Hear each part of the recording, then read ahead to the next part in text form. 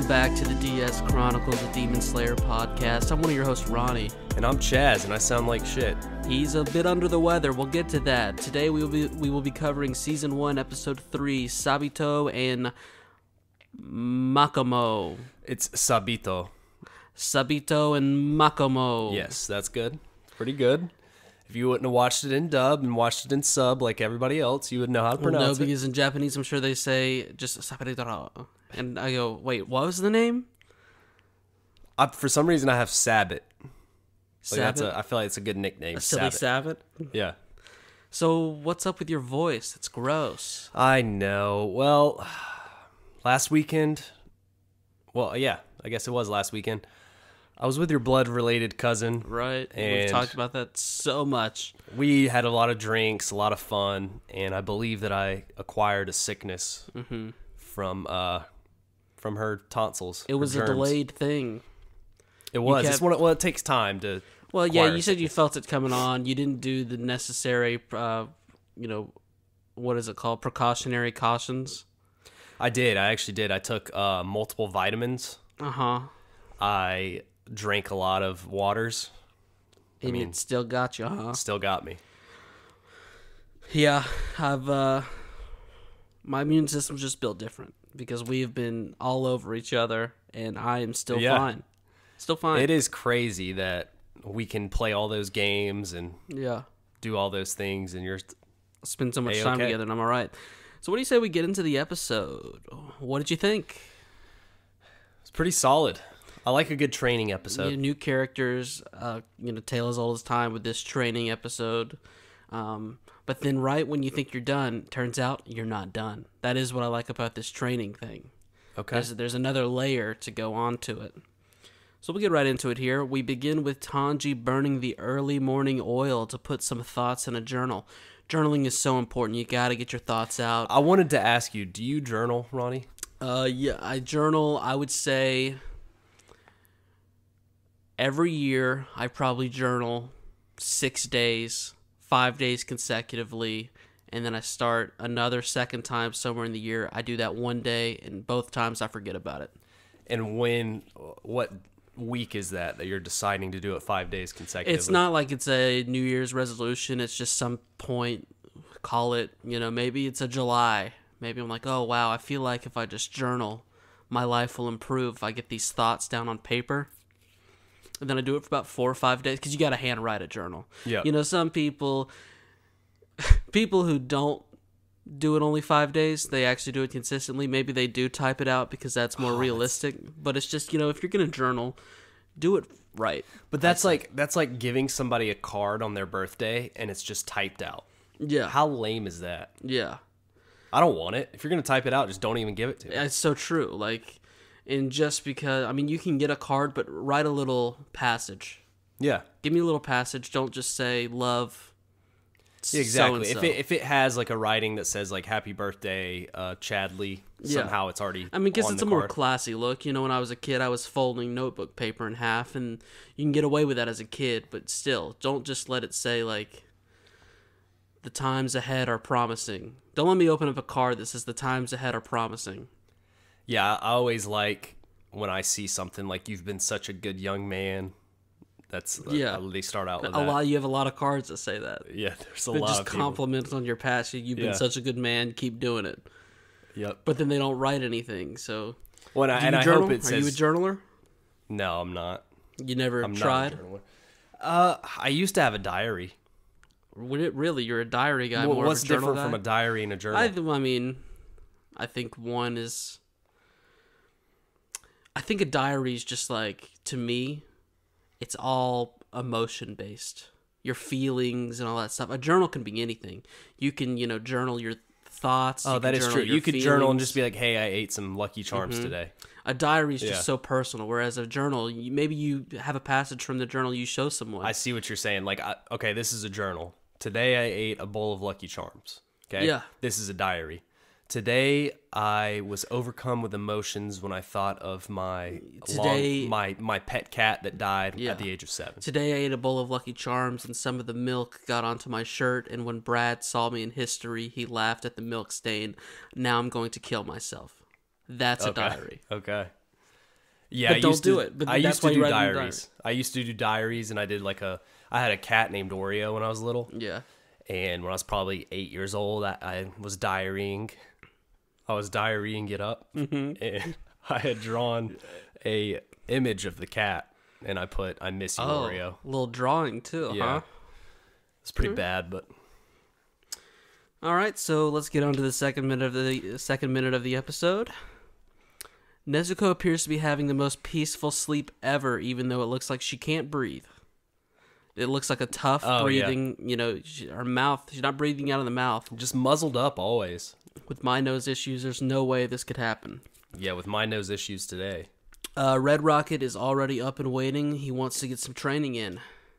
And both you and I love to do this. Old men do not sleep. Old training men never sleep. Yeah, if they're training. Yeah. And me and you, we go to work at 7. We love getting up at 5 a.m. to get a nice training session, and we're always doing that. I think you told me you were going to start getting up every morning to stretch for 30 minutes.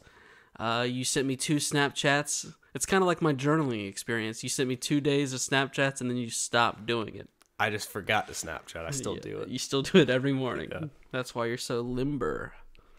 Lengthy. And we come back from the OP to learn about the Demon Slayer Corps. They have numbers in the 100, or in the hundreds, not just the 100s, in the hundreds.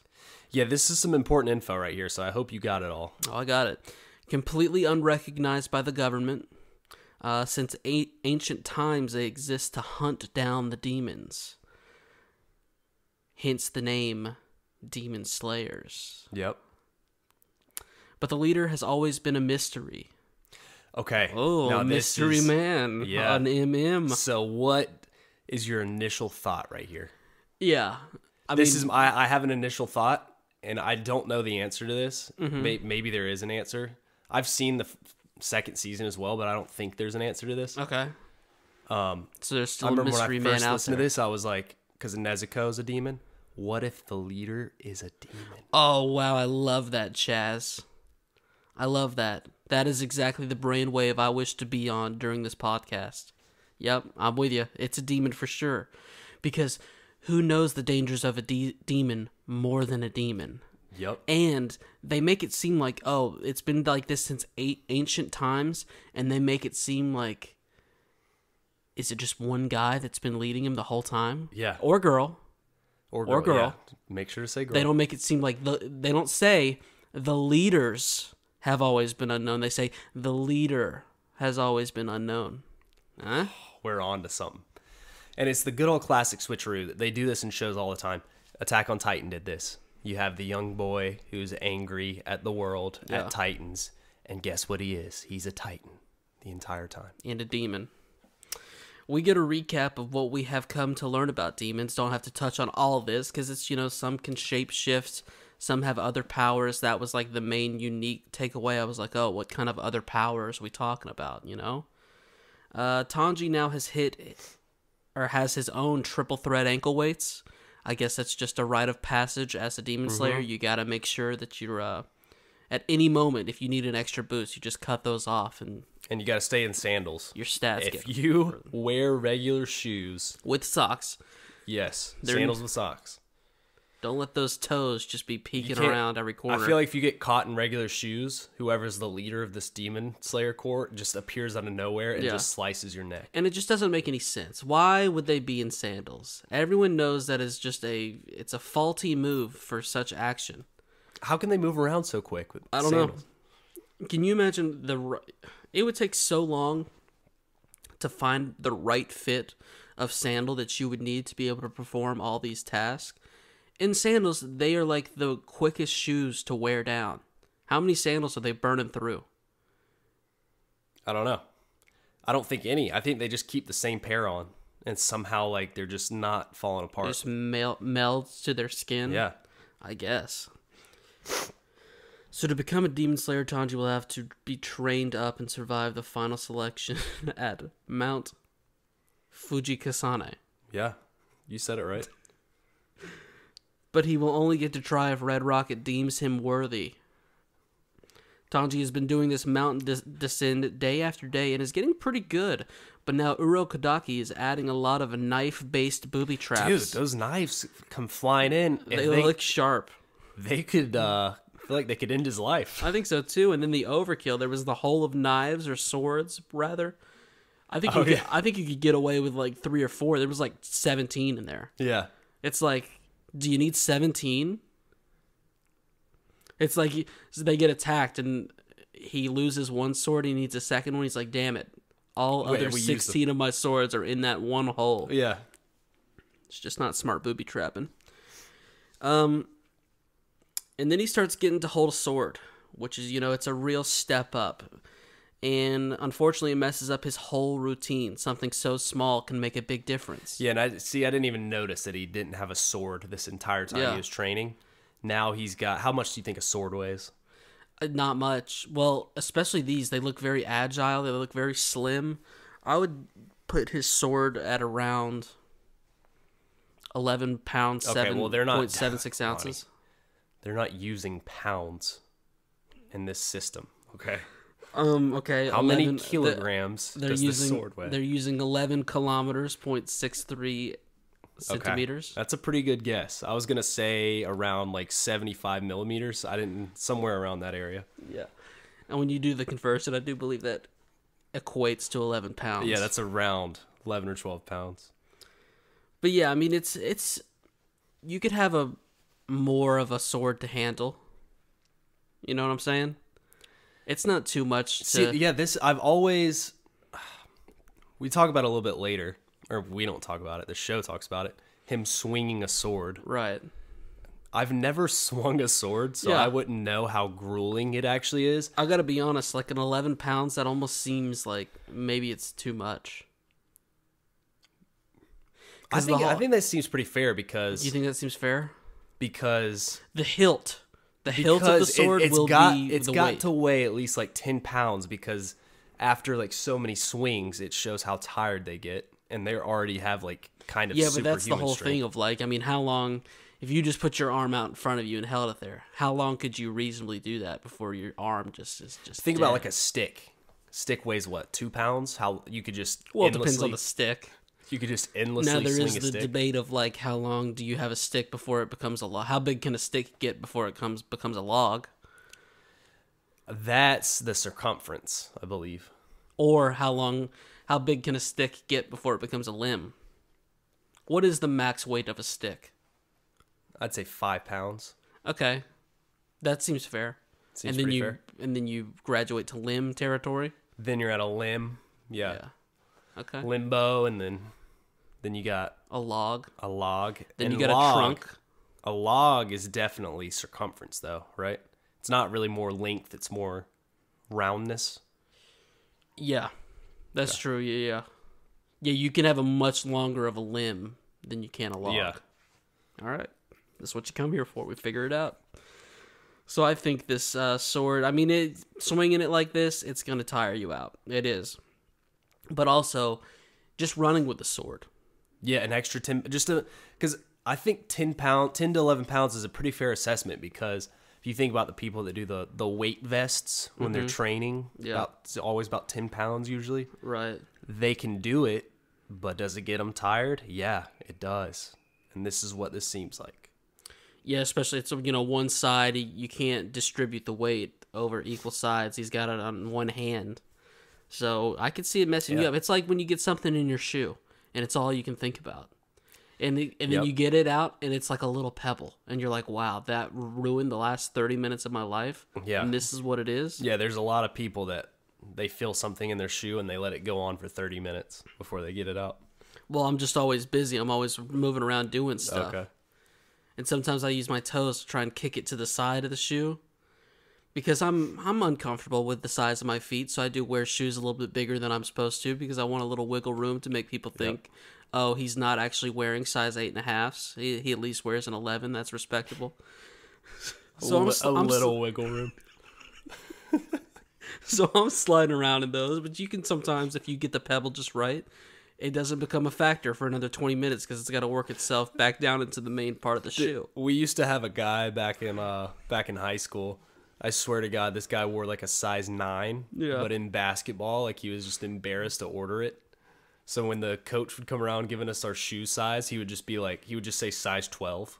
We'd all look at him. We'd be like, no way. Like, our coach would even be like, there's no way that you wear a size 12. He's like, I got a wide foot. This guy was like 5'5". It was crazy. He started explaining his arch to you. He's like, well, Yeah. I've got a different arch than most people. He's like, hard well, to if they find don't have shoes for. 2E, then I have to go that big. We learned some pretty good info about swords. Turn out they are not meant to be hit from the sides. Use the sharp part. Okay. That's new to me. It's good to know. Unless you're maybe, I know my way around the kitchen. Unless you're crushing garlic, use the sharp part. You know about that? I just use my fists. Okay. Nezuko has been sleeping for, at this point, I thought 27 straight days. Tanji is falling asleep at his desk. But this is fun. We're covering a lot of days very quickly. The next one, he has a sword and is trying to get one over on old Red Rocket, but no way, it's not happening. Then he starts learning about total concentration, breathing, and water breathing forms. A lot of different ways to breathe in this world. A lot of breathing techniques going on here. This is how they do their stuff, okay? Breathing. Yeah. We would both be fucking terrible at this. We would. I only know a couple different ways. I can hardly breathe right now. Mouth in, mouth out, nose in. That is the absolute worst way to breathe. Do not do that, guys. I know. You want to create a circular pattern. Yeah. Don't even get me started on water breathing. And then he gets to go cliff diving, which is fun. I love diving off a cliff. More like jumping off a cliff. Diving, it's dangerous, guys. Make sure you check the depths before you just go diving. Speaking of diving off of cliffs, okay? I would say back in my youth. Okay. Probably around 16. God, that's crazy. That was my youth now. That was your youth. 10 years. How about it? I'm still a young man, though. Back then, we used to go to this cliff jumping spot. Okay. Mm-hmm. It was about, it wasn't anything crazy. It was about 20, 30 feet. Okay. That's a cliff jump. Also, to use 33% of the measurements but as like your wiggle room seems a little crazy. Well, if you stood on your tiptoes, it was either 20 to 30 feet. It was either 20 feet or another 1/3 of that to 30 feet. It was probably 25. Now that I do the math in my head, it's probably about 25 feet. It was one of our small spots. We used to have other spots that went up. It's the difference between 4 slices of pizza and 6 slices of pizza. Yeah. Well, we used to have another spot that was like 50 to 70, but this one was smaller. Oh, is that one spot that's 35 to 80 feet? Yeah. You know about that spot, yeah. Yeah. So, anyways, we go to this spot. We have Bartholomew. I've talked about this guy before on the pod. If you're new to the podcast, check out the laws, learn a little something about Ronny and Chad. I've mentioned this guy several times. Bartholomew is a little daredevil. We're all going up there. We're like, all right, we got to make sure, we can jump off. Nobody's under us. There's no logs going by. You don't want to land on a log. No. You could land on a limb or a stick maybe, but not a log. It's deep enough. Sometimes you hit the bottom when you jump. Yeah. But it's very rare that you do that. If you're doing like a pencil dive, If you do a pencil dive, yeah. So we start walking up there, and all of a sudden Bartholomew just comes sprinting by us at the rock and just does a headfirst dive. Oh, man. Without anybody jumping. This is his first time there. He has no idea if it's deep enough. We're not sure what the water levels are. We're not sure what the water levels are. It didn't seem like it was raining the day before. Right. He just does a straight up head dive. And luckily he survived, but that was the most ballsy thing I've ever seen. Nobody. Very dangerous. No one was down there, just ran past us, first person in, just head dive. Thank God. Sounds like the cliff was only 20 feet that day. I believe he was on a few substances. It's very dangerous. People don't do it. Take cliff jumping seriously. As fun as it can be, it's just as dangerous, okay? And, but then after that, I start cracking up because he actually says, as of now, Nezuko has been sleeping for 6 months. At what point do you go in and go, hey, get up, sleepyhead? He does say that's not very normal, I believe, here in a second. He's like, that is, Nezuko loves her sleep, but 6 months, that's a bit extreme. You gotta go give him how would you wake someone up? What would be your strategy? In a coma? I don't think she's in a coma either. I mean, I feel like at a certain point, like... What's even classified as a coma? If you're asleep longer than like a week? I don't know. Look it up. Chaz, look that up. I'm on it. You don't have to say, Chaz, look it up when I tell you to look it up. It doesn't make any sense. But I couldn't get the... don't type that loud. We've been over it. You don't have to type that loud. We know you were looking it up. All right, you're going to get an answer for us. Definition of a coma. Definition of a coma does not say anything about time. It just says a coma is a state of unconsciousness where a person is unresponsive and cannot be awoken. It can result from injury to the brain, yada yada. A coma can also be caused by severe alcohol. Wow. Do you think she's been drinking? So she might. I don't want to say anything crazy, but I mean, we didn't see her take any injuries, right? So I think she's a tired little demon. And we didn't see she cannot be awoken though. So but he didn't try really. The most he tried was he went and he said, "Nezuko, I'm back. I'm back, Nezuko." That's not trying. You got to give her a little jiggle. So do you think people, like when they're in the hospital in a coma, do you think the doctors come and shake them and pour water on them? I bet they try and wake them up. Pour water on them and stuff? Well, I don't know if they pour water on them. That seems pretty aggressive. They're in a bed with linens and stuff. You don't want to get all that soaked. How many hours is considered a coma? Let's see. Is it 6 months worth? Wow, it says... What's 24 times 6 months? It says anything over 6 hours where they're not waking up. That's pretty low. So that right there goes to show you, like, it's not like you go to into a coma every time you go to sleep at night. Yeah. If you're getting the recommended 7 to 9 hours, depending on your needs. So yeah, I just think that they need to try a little bit harder to wake her. I think she's gonna be pissed when she wakes up. Is what I think. She's gonna be like, imagine going to sleep for 6 months and then waking up, be like, no one woke me up. Are you kidding me? What do you think you'd feel like? I'd be so mad about how many meals I'd missed. I'd be mad about like just the fact that I would wake up when I take a 30-minute nap during the day, I feel terrible. I can't imagine what I'd feel like on a 6-month nap. So, yeah, we reached the midpoint of this episode, and after failing in everything completely through trials and tribulations, Tanji is now sick with it. Yep. He's got a sword, knives are being shot at him, he's slicing them out of the air. It just looks very impressive.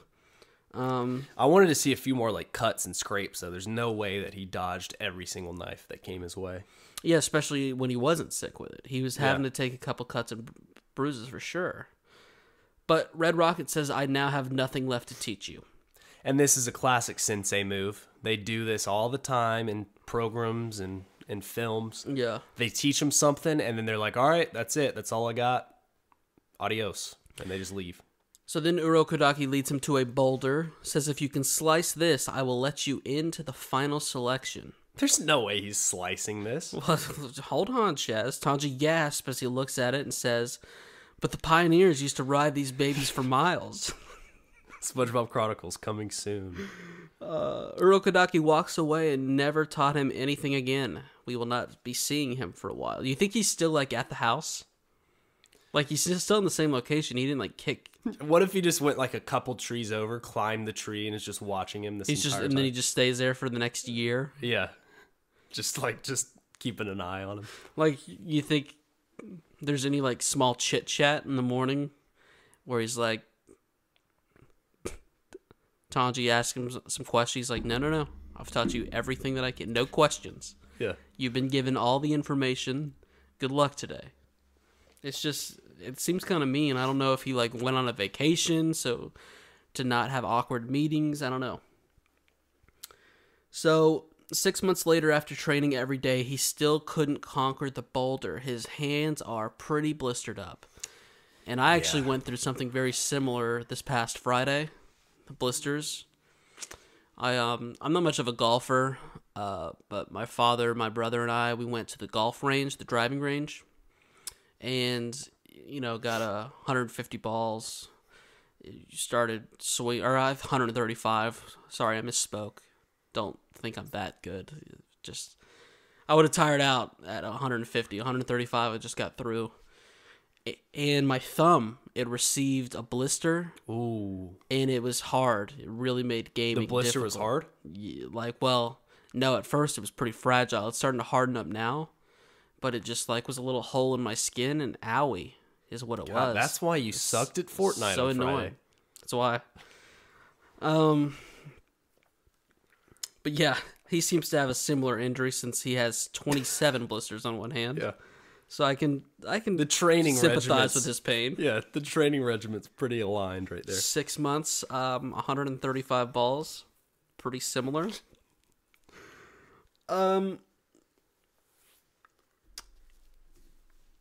So then all of a sudden, a fox man is sitting on the rock and just roasts the shit out of Tanji. I love foxes, dude. Do you? Well, how, like, tell me, how much do you actually love them? The animal fox? Yeah. Have you ever seen the Fox and the Hound? Sure have. Like the movie. But you can't. Some people call it a film. You can't name the name of the fox. So don't tell me how you like the name of the. How you're such a big fox fan. You love the film, but you can't name the fox. Because I can. I can. All right, do it. Fox. Nope. They don't. That's. He doesn't have a name. Wrong. When he's with the hound, you think the hound just goes around calling him Fox? No. Yeah. You're an idiot. Everyone knows it's Todd and Copper. Oh, you are right. It is Yeah, Todd I am Copper. right, Sorry. 'cause- Now Because that you're right, I'm- it is a film. Now that I'm remembering the film, you're right. Todd the Fox. No, I love foxes though. I growing up, I had 4-wheelers. Used to ride by those babies. They'd go. Oh, dude, they'd go flying by. Yeah. When you ride by them, they're so quick. Did you ever race him? Well, no, they're way faster than I was. Yeah. That's why I wanted to see what you would say about it. You just never accepted a race. Never accepted it. You no. think they challenged you, though? Yeah, I think sometimes they did. The thing about foxes is I'm always, every time I see one, I'm always like, oh, they're so small. They're very small. That's Very how they're small. so fast. Yeah. You gotta like weight distribution and speed, agility, and also the noises that they make when they have their pups is insane. When they have their pups. Yeah, Yeah. we had this one. Have you helped Minnie Fox through the birthing process? We had this one pregnant fox. Well, I guess she wasn't pregnant anymore. She had the babies by her house. She would not shut up, dude. Would not What shut do you up. think she was? What do you think she was saying? What do you think she was trying to convey? She was either looking for another pup that was lost, or she was calling off all invaders. It's very high pitched, right? It's very. It's a very it's a very scary sound. Like it's more scary than a coyote. Yeah. All right. So, but yeah, this guy, he's not on a fox. He is a fox on a boulder, and he's got some luscious red hair. Some might refer to it as a mane, which I like. You know, red fox, red hair. I see why he chose the animal he did, assuming he had a choice. What animal do you think that Fox. No, like this Tanji, you think he gets a mask here at some point? And you know the show, so that would be unfair. I think he would be I think he's gonna have like a Ferret. a dragon mask, perhaps. Okay. That's my guess. So the red fox challenges him to a duel, but Tanji is worried about the weapon fairness. He's got some hard cut steel, and Fox just has some wood. Now, did you watch this in sub or dub? I watched this one in dub because there were more new names and I had to pronounce them. Okay, yeah. Because there's never not going to be more new names when they keep introducing people. Here's the thing, Ronnie. I was gonna talk about this, but now I don't even want to. But you know what? You know what I'm about to do? I'm gonna talk about it. This is the good old classic. Do you know why I can't trust you with names? Well, listen to this, Ronnie. You're missing the point that I'm about to make. Mm-hmm. As soon as I heard Sabito's voice, I go, by God, that's Eren Yeager. What do? I type in on the computer who voices Sabito in Demon Slayer, and it's Yuki Kaji. Okay? Now, why is Yuki Kaji voicing every single character in every television anime show? I don't know. I call it every time. Yeah. It just seems like maybe you should have more like division of labor. Just one guy stealing all the jobs. You think there's probably a lot of backstabbers around in Japan, like mad at that guy. But he does a good job. And I listened to it in dub, but I could still tell. I was like, oh, sub, he's doing a good job. So, By the mouth movements, yeah, even though he has a mask I on. could see that he was doing well. So, yeah, when he talks about the weapon fairness, the Red Fox just starts laughing like a villain, which scared me. Watch out. I was like, watch out for this guy. Do you think he's going to kill him? I didn't think he was going to kill him, but anytime you hear a laugh, like, don't be a fool and just let that slide. Really focus on it because he's telling you who he is right there. You didn't think anything of the laugh? It was a haunting laugh. I mean, I wouldn't just sit in it. I wouldn't sit in the laugh. I'm not going to sit in it, but I will, I'll stand around and take a look. I'll take a look around in the laugh. I think that's fair. So Tanji's concerns are foolish. This quick fox reveals he has already cut through his boulder. Don't mess around with him. We then hear that it has now been 1.5 years. Yep. Tanji looks like he has not bathed in that amount of time. Now his hair, though, has gotten super sick. Actually, not yet. Oh, that has another 6 months needs to go by? I've got a great note on it. Just stay tuned. Stay tuned. The red quick fox tells him to be... Oh. The red quick fox tells him to learn Urodaki's teaching into his bone marrow. Don't just memorize it. You got to put it in the bone marrow. Yep. People talking about bone marrow makes me very uncomfortable. I don't know why. Really? I don't know what it is, so it doesn't bother me. That's marrows in your bone. He's very intense. He kicks Tanji's ass as another person walks up, and she is just a cutie patootie. Yep. Who will now be left in charge. You knew I was going to say a cutie patootie? Yep. We just know each other. Tanji wakes up commenting on the beauty of Fast Fox's sword technique rather than the beauty of this young girl's eyes, her irises. Pretty eyes. She does have pretty eyes. She does have pretty eyes, a pretty face, pretty smile. She says some very softly spoken sweet words, which then makes Tanji realize that she is, as I earlier mentioned, a cutie patootie. He's like, oh, she's cute. Turns out her name is Makomo. Be careful. The fox man was Sabito. Okay? And don't... She's a cutie patootie. Yeah. Okay. Don't be weird. Makomo actually helped Tanji, but wouldn't say where she came from. She's just like, but which is still, that's helpful. The other ones, poor Tanji doesn't have any info on any of these people. And they're like barely, I don't know. It'd just be so hard if someone just gave you the answers one time and then it was like, all right, hope you wrote it down, figure it out. Yeah. But if you think about it, though, he's been, living in this forest for 1.5 years now. Mm-hmm. So he didn't have many other options. As far as?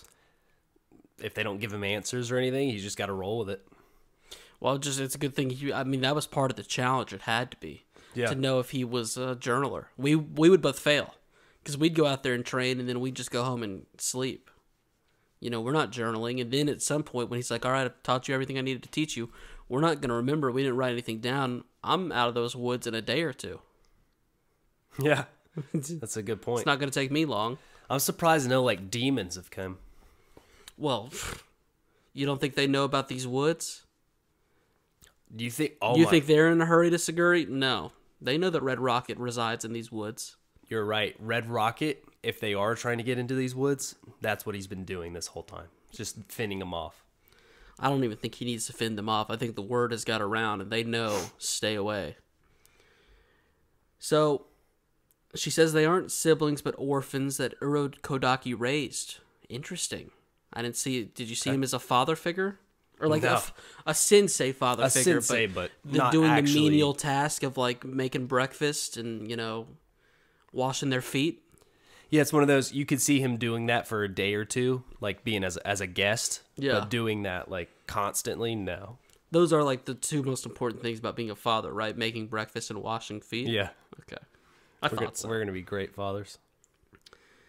She explains total concentration breathing. Here's some of the lowdown. It, helps blood flow, maximizes lung capacity, and it just helps making the user stronger. When your body is operating that next level, guess what? You're going to see the results. You don't have any takes on body optimization. You know that you can do that in real life too. This Total is based- concentration, total concentrated breathing. Yeah, to make your blood flow and your heart and your lungs and your face. I mean, it's essentially just meditation, right? Kind of. But you can do that while you're doing everything else too. Right. Like running, apparently there's this running breathing technique where you can do it and run like 7 miles straight. Whoa. Are you serious? Is that some kind of a record? I think so. 7 miles. So her advice is to train until it kills him. That's doesn't seem beneficial. Yeah, if you train, like, you learn a lot, but then you die. So. Yeah, but then you're dead, and it's like all that training was for nothing. I think if I was her, I would say train until it almost kills you. Yeah.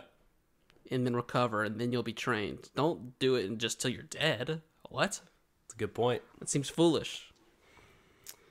But after 6 more months, Tanji's hair grew more than it did in the past year and a half. Yep. And he's ready to go sword versus sword with Sabito. I do like the show just keeps moving. I keep waiting, like, all right, this episode, now they're going to really set up the plot. Things are going to slow down. We're going to have a continued storyline. But no, we're just every episode. Yeah. I mean, at some point, Tanji might be 37 years old by episode 9, I think. Spoilers. Now, get ready. This is going to be a very long battle. I wrote down every description perfectly. Before you talk about this battle. It's going to take a while, so go ahead and get whatever you want to say out now. Tanji is now 17, maybe? Close to 17? Yeah. Okay. Based off our early guesstimations. Yeah, so we'll say he's around 17. So, are you ready now? Okay. You want to get a drink or anything before I start this? Yeah, let me do that. It's just going to take a second. I want you to be engaged. All right. Battle starts. Tanji slices, mask off, battle over. Okay. Now, did he look how you thought he would look? I'm sorry if you guys lost focus during that. I tried to make it as quick as possible for those ADHDers out there, but at some point, I have to put the info in the notes. That's what it was. Now, what was your question? Did you think his face was going to look like that? Oh, Sabito's? The face was kind of just like, it was kind of just a face, you know? Yeah. I mean, the biggest takeaway is he had like a burn scar, a burn mark. Is that what it is? A burn mark? That's what it looks like. I remember... I could be wrong on that. I remember when Tanji got his, and I felt like he just got like whopped upside the head. I thought, but I can't really remember. See, those always look like burns to me, but they do look like burns. I mean, you're not wrong. But yeah, he's got one too. But other than that, I mean, the red hair is really stealing the show for him. I think. What did you think? Yeah, I thought he was a pretty normal looking lad. Yeah. So. It was a bit anticlimactic, but it got the job done. You know, I was like, all right, we're going to see a real sword battle. And it seems like, basically at the end of the day, Tanji just got quicker. He got a lot quicker. His movements were fluid. And if you can swing a sword that quick, by God. So do we think that, so what should we take away about Sabito then? You know, did Tanji just skyrocket above his talents, or was Sabito coming in being like the whole time, even when he fought him the first time, I'm giving like 80%, and if he beats me, then he can keep improving and become it, or is he just better than him? You know, I think I want to say the 80%, but he might just be better than him. Okay, all right. So then the two haunted teens just disappear into the fog. They just evaporate away. And are they ghosts? Are we to believe they are ghosts? Whoa. It's not like... I was going to ask you the same question. It's not like Gyu, when he just was quick. You know, he was there 1 second, and then the next second he was over there because he was quick. They just fog away. I think they're ghosts. All right. I was going to ask you the same question. While she is a cutie patootie, she does have a bit of like a spooky girl ghost thing going on. I think they're ghosts. Well, think about it too. They both came out of nowhere Okay. Mm-hmm. Where but I mean, things. We're on episode 3. 7 things have came out of nowhere. Yeah, but when I say that though, they came out of nowhere and they've just been living in the middle of these woods for no reason for a year and a half. But then she says like, "Oh, the other children are also watching you," which sounds like something a ghost would say. Yeah. Yeah. How many dead children are in these woods? I think an investigation needs to be launched on old Urokodaki. I think his nose gets a little bit longer for every kid that dies under his care. So do you think he is a murderer? I don't think he's a murderer. I think he's just a bad caregiver. Okay. So, do you think they died training because he, like... I mean, this poor girl, she said train until you're dead. Oh my God, you might be right. She just did what she knows, and then she just teaches him what she did. She's like, "Yo, yeah, I just trained until I died and became a cat ghost. You got to do the same." We broke this wide open, I think. And then, turns out the young man, Sabito, he was just a boulder the whole time. Yeah, he was. The entire time, he was the boulder. And I knew it. I was like, this guy's giving me major You've got to be vibes. the boulder. Yeah. SpongeBob Chronicles coming soon. So... And he slices through that boulder. I don't know how he did it, but he did it. It's got to be like some sort of... technique? Carrying of momentum. You know, because the sword, it's not long enough to cut through the whole boulder. There's got to be some sort of force that protrudes from the sword. And he's using the water technique. Slice. But is he, though? I don't know. I never even saw him use a water breathing technique. I don't know. Maybe they trained him so hard that he's using it with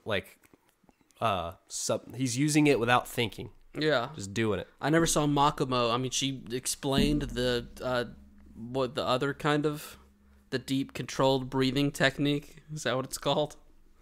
But the water breathing technique, she never DCB. She never got into it a whole lot. So, some more mysteries. You know, Tanji's progressing, but now we've just been set up with more mysteries. What's up with these are these demon slayers, or are they demon slayers from past lives? Like, are these ghosts? Is Nezuko still sleeping? Is she still sleeping? We still never saw her wake up. She's been sleeping for 2 years now. Is Urokodaki, is he holding a camp of dead children? What are the living arrangements on Mount Saguri? Did he have a little vacation cabin that he went off to? Or have there been awkward interactions every single morning at the one cabin? Because he's not helping Tanji, and he's just like, hope you keep figuring it out. How long could Tanji keep training before they were like, all right, just stop, kid. You're not going to do it. Is it a 6-month rule? Do you train for 6 months and then they're like, okay, now release the ghost? I don't know, dude. These are all valid questions. And I bet every single one of them is going to be answered very soon. Yep. Every single one of them. Other than that, I think you just had some sort of an announcement you wanted to make. Yes, I have got an announcement. Okay, it seems like I actually remembered the announcement. I was just going to let you shine. I don't know why it's taking you so long to say it. It was pretty easy. Is happy birthday, Rubs and Super Mario V in our Discord. Perhaps a 5 if they're doing a Roman numeral thing. Oh, yeah, that's a good point. They might be the 5th Super Mario, or it might just be Super Mario V. So, yeah, I think Rubs is today, Mario's is tomorrow, depending on when you're listening to this. Happy birthday, guys. Yeah, happy birthday. Thanks for tuning in. You can email us at thepodcastchronicles@gmail.com. Twitter at podcastchronic. Subscribe on YouTube. Yep. Check out our Patreon. $5. You get a podcast every week. I think we're going to put up a poll today asking people what classic anime they might like for us to cover over there. Yep. Classic animes. It's going to be like Avatar, SpongeBob, all the classics. Mm-hmm. Those are the 2 classics. Yep. So the poll will be either one of those. Ed and Eddie. I've been Ronny. I've been Chazzy. Peace. Peace.